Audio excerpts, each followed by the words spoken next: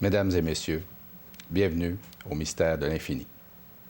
Ce soir, les séries noires.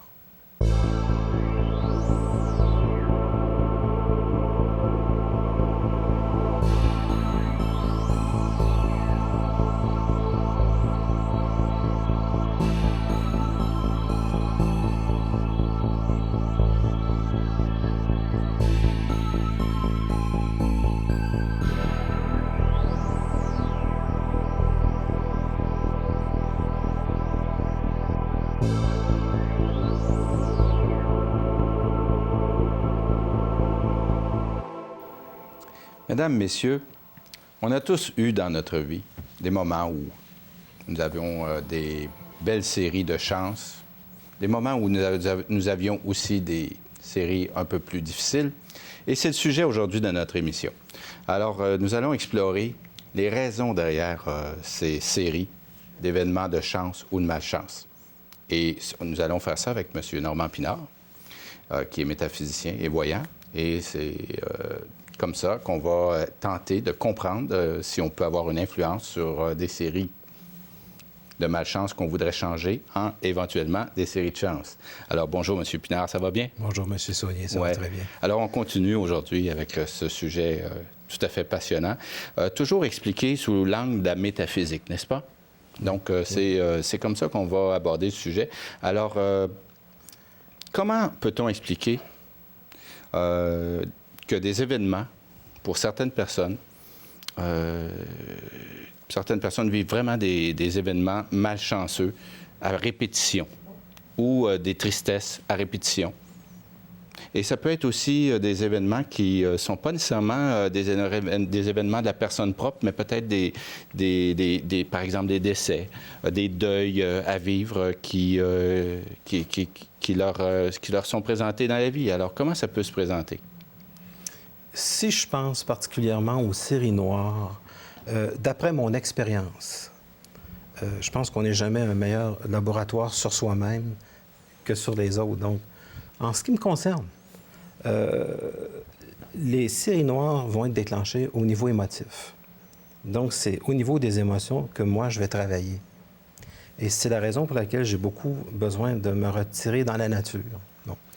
Maintenant, j'ai regardé les autres aussi, puis c'est aussi la même chose. Donc, l'élément émotif joue un rôle important. Et il joue un rôle important aussi dans le sens qu'il faut comprendre que l'on émet de l'énergie dans l'espace et dans le temps, et que nous sommes toujours en lien avec cette énergie-là. Donc, la qualité des émotions influence l'événement. Ça, c'est la chose qu'il faut retenir. Qu'est-ce qu'une émotion de qualité à ce moment-là? Qu'est-ce que vous définissez? C'est une pensée de qualité. Je vais vous donner un exemple. Ma première expérience, ça remonte à l'achat d'un aquarium à poissons. C'est en 1984. Et plus j'accordais de l'importance aux poissons, plus j'avais des problèmes. Alors, il y avait comme une sorte de lien entre l'événement et je me dis, il faut que l'eau soit très claire. J'étais extrêmement perfectionniste. Plus j'accordais d'importance, plus j'avais des problèmes de maladie avec les poissons. Alors, j'étais rendu avec l'aquarium, j'étais rendu avec l'urgence, j'étais rendu avec tout. Et finalement, je me suis dit, il y a quelque chose qui ne va pas là-dedans. Je vais lire les livres comme il faut, etc. Je me suis renseigné. Et je me suis rendu compte que mon état émotif avait tendance à influencer l'expérience qui était l'aquarium à poissons. Mais pour moi, même encore à ce moment-là, c'était pas quelque chose de déterminant. Disons que ça m'a mis un petit peu comme la puce à l'oreille. Je me suis dit, c'est étrange que les poissons, maintenant que je m'en occupe moins, ils ont l'air en santé, ils sont bien. J'allais voir des amis à moi qui avaient d'immenses aquariums, mais j'ai dit, comment est-ce que vous faites pour avoir des poissons qui sont en santé, qui ne tombent pas malades? On s'en occupe pas. Oui, mais si on a un aquarium, c'est parce qu'on aime on aime profiter de l'aquarium. Sinon, on n'en a pas. Alors, il faut bien y porter une attention. Si on en veut un aquarium, c'est parce qu'on veut en profiter. On veut y porter attention. Mais c'est là que j'ai découvert que les animaux sont en relation avec nous, et même les poissons et même les insectes. Ça, je l'ai su beaucoup plus tard parce que j'ai fait de la télépathie avec les animaux. Donc, les poissons, les animaux, en fait, vont recevoir des informations sur notre état. La même chose avec les plantes. Et on sait qu'il y a eu des expériences sur les plantes avec la CIA, par exemple, avec lequel il s'était produit un crime dans un endroit et que la plante avait enregistré des émotions. Donc ça, c'est à voir sur Internet concernant les recherches. Je n'ai pas le nom, malheureusement, spécifique des gens de la CIA qui ont fait ces expériences. Je pense que c'est au tout début des années 50. Donc, disons, il y a un autre événement majeur qui est arrivé, c'est, je ne sais pas si vous avez vécu l'expérience de vous acheter une très belle voiture et la première semaine, vous vous faites arracher le miroir ou quelque chose. Donc, j'ai remarqué que plus on accorde de l'importance à une chose, plus la chose devient importante, plus elle a tendance à se manifester à travers toute émotion qui est portée sur une chose va vous en faire baver un coup. Alors, je me rappelle d'une expérience qui est vraiment, vraiment spéciale. Une voiture que j'avais achetée et qui finalement, que j'accordais beaucoup d'importance parce que lorsqu'une voiture est neuve, on accorde toujours beaucoup d'importance. Mais je n'arrêtais pas de me faire, comment est-ce qu'on pourrait dire, égratigner le pare-choc. Alors, à chaque fois, ça coûtait une fortune, ce qu'on appelle les retouches sur des voitures. J'étais rendu, ça faisait 6 fois, 7 fois. J'ai dit, là, ça va faire. Alors, j'ai dit, je vais aller changer. Vous ne l'avez pas graffiné plus, j'espère, pour ne plus vous en faire? Mais j'ai été rendu quand même à peu près à 900 $ de touch-up. Oui. Donc, ce qu'on dit en français, les retouches, j'en avais ras-le-bol. Oui. Alors, à un moment donné, j'avais fait la dernière retouche. J'ai dit, demain, je vais aller faire installer chez le garagiste quelque chose qui va protéger ça d'une manière définitive. Et un ami m'a téléphoné. Il m'a dit, Normand, on va aller au cinéma et ensuite, on ira manger au restaurant. Et j'étais dans un état de dire, un peu traumatisé par tout cet ensemble de retouches, parce que c'était successif. Ça ne s'était pas arrêté. Donc, c'était une sorte de série.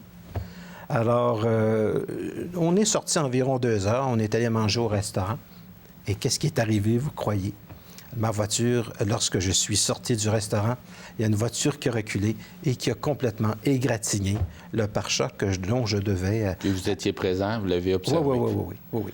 Donc, vos émotions en ont pris pour un coup cette fois-là? Mes émotions en ont pris pour la prise de conscience que finalement, plus vous placez de l'émotion sur une chose, ne faites pas ça avec votre compagne, votre blonde. Non. C'est la même chose. Parce que c'est exactement la même chose. On n'a pas besoin de placer d'émotion. Souvent, ça vient seul. Ça vient seul. On n'a pas besoin de le placer. Alors, plus vous placez de l'émotion sur une chose, plus cette chose-là va avoir tendance à vouloir se manifester comme étant une chose qui va prendre des tangentes inattendues.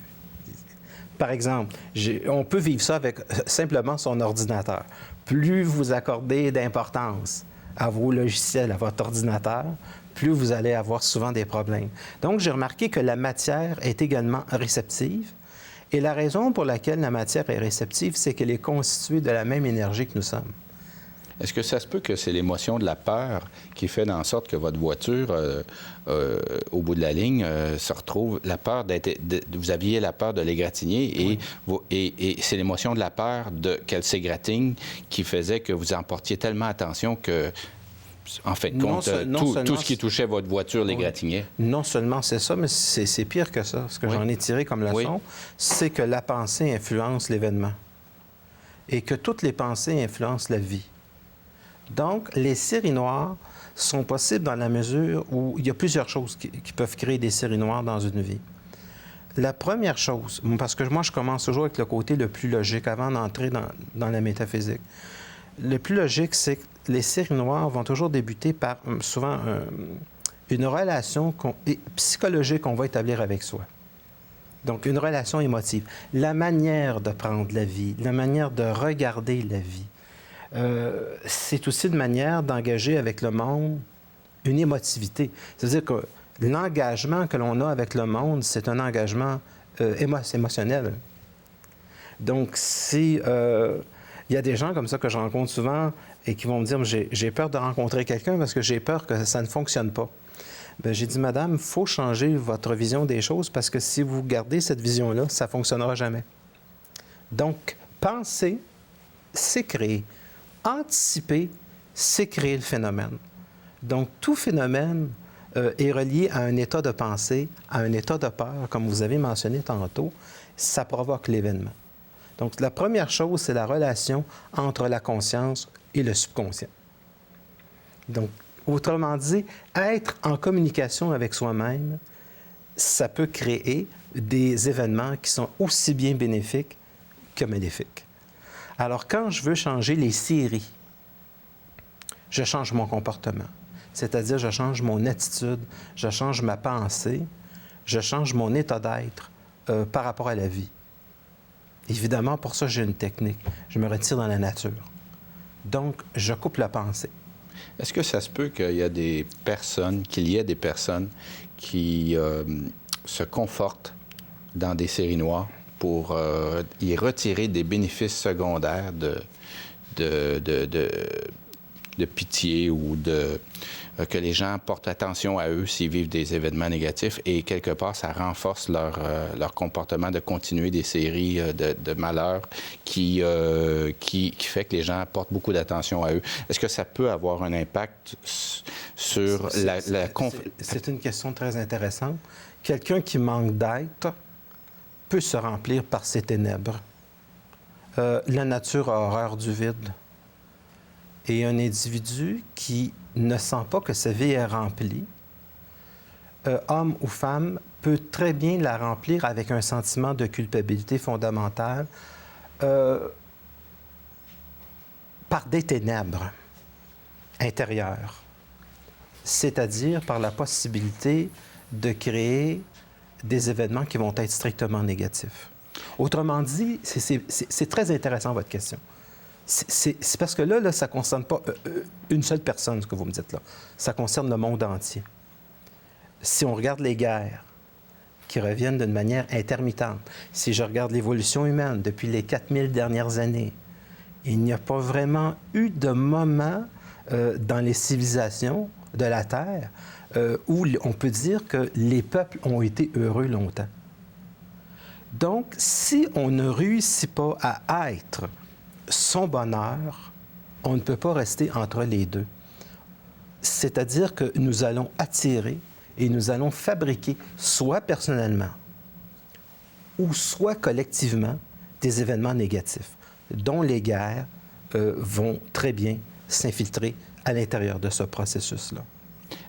N'oubliez pas, oui, allez-y. Excusez-moi, mais n'oubliez pas qu'après la Première Guerre mondiale, il y a eu quand même apparu comme une sorte de relâchement qu'on a appelé les années folles.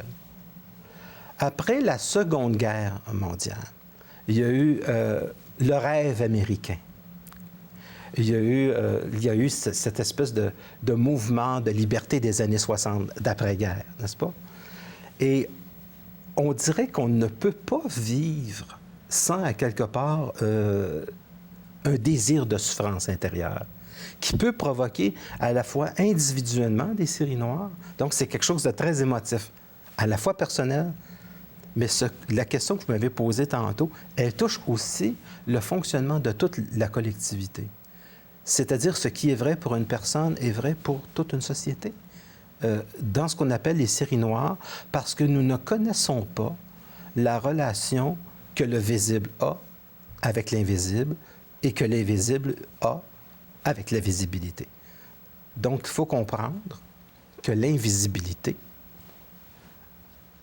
c'est la création de la visibilité.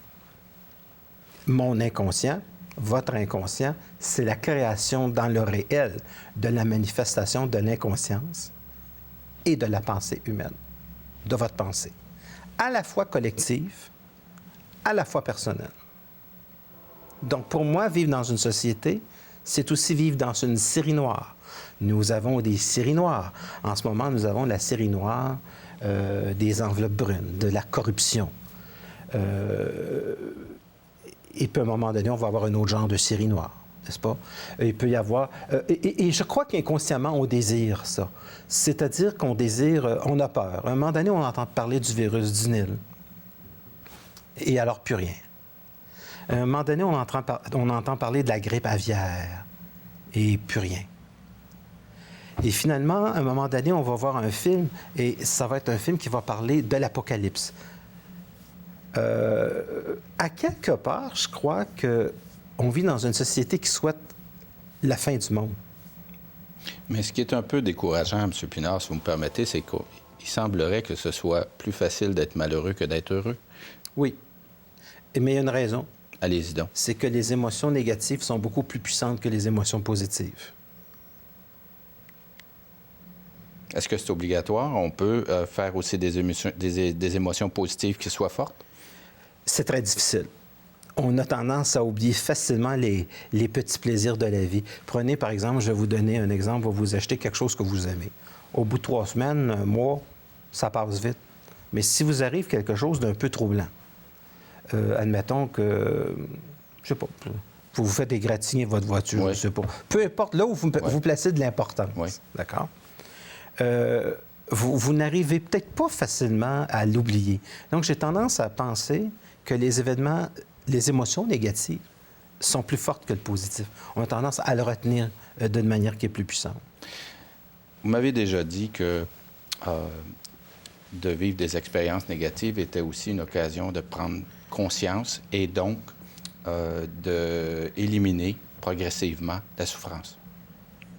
Pouvez-vous élaborer sur la prise de conscience liée aux séries noires? Comment on peut en prendre le côté positif de ce qu'on a vécu? Bien, c'est-à-dire qu'on n'a pas le choix. On n'a pas le choix. C'est-à-dire que, en moins de vouloir, les individus, lorsqu'ils vivent dans la difficulté, ils veulent s'en sortir. D'ailleurs, je vais faire une émission à un moment donné sur le couple. Vous allez être très surpris. Et parce que je ne crois pas que le couple est fait pour être heureux. Mais je crois qu'il est fait pour apprendre, à cause de la confrontation que nous avons à l'intérieur du couple. C'est dommage que ce ne soit pas l'émission d'aujourd'hui parce que je vous ferai élaborer. Oui, bien, je vais en parler éventuellement. Oui. L'humanité apprend à partir de ses propres ténèbres parce que la première chose fondamentale qui existe dans le monde, avant la vie, c'est le néant. Et être, c'est se soustraire au néant. Mais on pourrait dire ceci du néant. Il est fondamentalement le mal. Et c'est seulement en se donnant un être qu'on s'y soustrait. Autrement dit, dans la vie, il n'y a rien à moins de créer. Et nous venons au monde pour créer. Nous venons au monde pour faire quelque chose qui se soustrait du néant. Parce que ce qu'on appelle le mal, puis même les séries noires, viennent d'une sorte de néant. Et même nos émotions, qui sont énormément constituées de culpabilité. Il y a 1 personne sur 100 qui ne souffre pas de culpabilité. 99 % des gens vivent toutes sortes de formes de culpabilité. Et ces formes de culpabilité-là, à la fois personnelles et collectives, créent toujours des événements qui vont être à la hauteur de la relation psychologique que l'individu va établir avec lui-même. Maintenant, c'est comment pouvons-nous réagir aux séries noires ou ce qui est négatif, au manque d'être, au néant? Comment arriver? C'est par la créativité.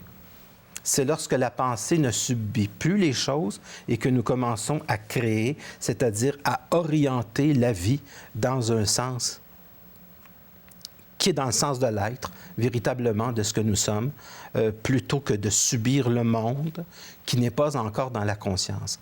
Et c'est la raison pour laquelle la conscience sur Terre va s'établir d'une manière individuelle, mais jamais d'une manière collective. Pour que la conscience puisse se manifester sur Terre d'une manière collective, ça va prendre des siècles. Pour que la conscience puisse s'établir sur Terre individuellement, un individu peut y arriver facilement à la suite de la compréhension de ce qu'il est lorsqu'il effectue un travail sur lui. C'est très simple d'effectuer un travail sur soi. Ce n'est pas quelque chose qui est compliqué. Vous savez, un bon psychologue peut aider un individu. Il y a des bons psychologues. Il y en a qui sont moins bons, c'est ça qui est le problème. Mais il y a d'excellents psychologues. Absolument. À partir du moment où un individu effectue un travail psychologique... Il peut y avoir aussi des excellents amis qui peuvent nous aider à mieux comprendre parce que... Les bons amis. Oui, les vrais amis, ceux à qui on peut expliquer notre état d'âme, ceux avec lesquels on est... Ceux qu'on a remboursés, d'ailleurs, les bons amis. C'est quoi? Oui, les bons comptes font les bons amis. Oui. Donc, oui, parce que c'est... Ceux avec qui on a eu des bons comptes. Ceux avec lesquels on a passé et souvent aussi auxquels on a su aussi partager des occasions de bonheur. De bonheur. Et c'est pour ça que je choisis beaucoup les gens que je fréquente. Mais je vais en venir à la psychologie. Allez-y. À partir du moment où une personne effectue un travail sur soi, et qu'elle apprend à se connaître, à savoir qui elle vient de changer la série de sa vie. Elle vient de changer sa vie. Elle vient pas juste de changer le moment présent. Donc, changer la perception que l'on a de soi, c'est changer les événements dans l'espace et dans le temps. Qu'est-ce que veut nous dire une série d'événements fâcheux ou tristes ou de malheur? Comment une personne doit tenter de trouver réponse à cette situation et comment elle peut découvrir le changement qu'elle doit faire? Parce que vous avez appelé à être. Oui. Mais être, ça demeure, pour les gens qui sont dans une série noire, un cercle vicieux. On n'arrive pas à être toujours à ce moment-là lorsqu'on vit du malheur. Oui. Alors, par où commencer? C'est surtout dans la difficulté qu'un individu a des chances d'être. Oui. Parce que c'est dans la difficulté où il est confronté avec lui-même. Alors que quand tout va bien et qu'un individu est avec des gens qui ne contestent pas, l'individu n'évolue pas à cette période-là. Donc, on évolue dans la difficulté. La loi est faite comme ça. Au début, l'être humain va toujours évoluer dans la difficulté, alors, pas dans la facilité. À quoi sert le bonheur, M. Pinard? Il sert, une fois qu'on a terminé le travail sur soi, il s'installe un certain bonheur. Mais au début, l'être humain, il est condamné à vivre dans des difficultés parce que c'est à travers ces difficultés. Les causes de cette difficulté sont en lui parce que c'est la manière de prendre les choses. Mais lorsque c'est modifié, lorsque c'est compris et lorsque l'individu adhère à une conscience qui est très différente de une conscience qui est beaucoup plus vaste entre la relation entre l'invisible et le visible, à ce moment-là, il change ce qu'on appelle les séries, il change sa vie, peut même arriver à changer de chien, peut même arriver à changer de blonde, peut arriver à changer beaucoup de choses à l'intérieur de 6 mois. Vous savez je m'excuse, parce que si vous ne changez pas votre vie, si un être humain ne change pas sa vie va s'en occuper pour le changer. Donc, l'homme n'a pas le choix. L'homme pense qu'il a le choix, mais l'homme n'a pas de choix. L'homme n'a pas de choix sur Terre. Il a le choix après. Lorsqu'il s'est arraché au néant et lorsqu'il adhère à de la conscience, à ce moment-là, il commence à avoir un peu plus de choix. Un peu plus. Il ne faut pas oublier que nous sommes dans une collectivité. Il y a un petit peu plus de choix. Mais il faut faire attention parce que les gens qui nous écoutent sont dans la vie. Ils ne sont pas au-delà de la vie pour l'instant, ceux qui nous écoutent. Et de dire aux gens que le bonheur ou les résolutions des problèmes, c'est après, c'est un peu risqué, n'est-ce pas? Il y a beaucoup de gens, même qui sont morts avant la vie et qui sont morts avant la mort. Ce n'est pas nécessairement parce que des gens sont en vie qui vivent. Il y a beaucoup de morts. Il y a beaucoup d'individus qui vivent dans leur inconscience puis qui ne sont pas là du tout. Puis pour la première fois, ils vont entendre cette chose-là ce soir. Puis pour moi, ça, c'est sûr, c'est une vibration qui permet à un individu de se remettre en question. Mon grand plaisir à moi, c'est de montrer un signe. Une douce provocation. Je suis spécialiste des douces provocations qui puissent permettre à un individu de dire ça a du sens ou alors ça n'en a pas. Mais il y a une très, très, très grande différence entre jaser et parler. Puis pour moi, ça quelque part, je le dis sans aucune prétention, mais pour moi, ça, c'est parler. C'est-à-dire que parler, c'est un sens de la communication qui permet à un individu de passer à l'être, de passer véritablement dans son essence, de passer dans son absolu et de faire en sorte qu'il puisse adhérer à une vie qui est facile, qui est intéressante. Parce qu'une série noire, le seul moyen de l'arrêter, c'est de la dédramatiser. Et une vie qui est triste, une vie qui est souffrante, une vie qui est difficile, le seul moyen de l'arrêter, d'arrêter ce processus, c'est en se dédramatisant. Monsieur Pinard, quelle est la place de l'intervention des autres? Parce qu'il arrive qu'il y a des personnes qui savent aider les autres pour désamorcer, pour aider à désamorcer cette série-là par exemple, une intervention, un geste, une parole ou une écoute. Quelle est la place de l'intervention de l'autre pour aider un individu? Et je vous fais une référence à des situations que j'ai déjà entendues dans le domaine de la santé où il y a des gens qui vivent des crises très graves au niveau de la maladie mentale et j'ai entendu des intervenants m'expliquer comment c'était même devenu une mode au niveau de l'intervenant lui-même, qu'il y avait presque un concours, et c'est un concours très sain en passant, c'était le concours de l'intervenant qui pouvait réussir à parler à une personne qui avait une crise très profonde et à désamorcer quelque chose qui aurait pu se dégénérer en une situation encore plus grave.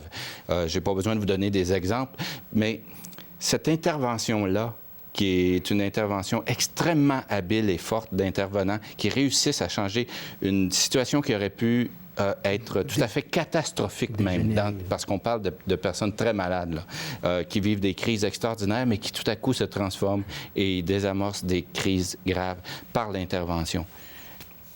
Alors vous intervenez, par exemple, vous faites des interventions auprès d'individus qui veulent vous consulter. Oui. La place de l'intervention pour aider les gens, elle est où? C'est-à-dire qu'il y a une énergie... C'est la place que les gens m'accordent. Oui. Parce que je ne peux pas aller plus loin de ce que les gens peuvent changer. Oui. Alors, il faut rester humble à ce niveau-là. On fait son possible. Donc, c'est sûr que les gens qui vont venir me consulter, je vais regarder la dimension psychologique. Après ça, mais les gens sont très, très fascinés par la voyance. Oui. Mais ce que je veux expliquer aux gens, la voyance, c'est vous, là. Oui. Vous, maintenant, qui préparez du futur. Oui, hein? Donc, c'est très important pour moi de regarder la psychologie de la personne puis de lui faire comprendre sa propre psychologie, autant personnelle, sociale. Et les gens, on va dire que les gens... Moi, je procède par de la voyance directe. Mais il y a des gens, par exemple, vont utiliser les cartes. Très bien. Mais qui prend la carte? Chez les individus qui font du tarot, c'est vous qui prenez la carte. C'est vous qui prenez les cartes. Les voyants qui vont utiliser les cartes ne font en fait que les interpréter. Mais c'est vous qui avez tiré les cartes. Maintenant, ma deuxième question, c'est pourquoi avez-vous tiré ces cartes là plutôt que d'autres? Comprenez-vous? Donc, on est toujours responsable des cartes que l'on tire. Alors, M. Pinard, nous tirons à la fin de l'émission. Nous sommes déjà rendus... il nous reste à peine 1 minute et demie pour le reste de l'émission. J'aimerais ça que vous disiez aux gens la façon dont ils peuvent entrer en contact avec vous pour soit une intervention individuelle de voyance ou une consultation personnelle ou même des conférences que vous donnez, des soupers-conférences. Alors, je donne des soupers-conférences depuis maintenant, je pense que ça fait 25 ans. Oui. Les consultations depuis presque autant de temps, presque 30 ans. Donc, c'est très simple. D'abord, premièrement, on vit à l'ère de l'Internet. Oui. Donc, c'est normandpinard.com. Pour Internet. Pour l'Internet. Et puis, mon numéro de téléphone qui est le 514-254-5919. Donc, c'est aussi simple que ça. J'essaie à ce moment-là, je vais trouver le temps pour vous voir, pour vous aider. Voilà, mesdames et messieurs, et je suis convaincu que nous aurons d'autres sujets à l'infini avec M. Normand Pinard. Alors, je vous remercie et à la prochaine.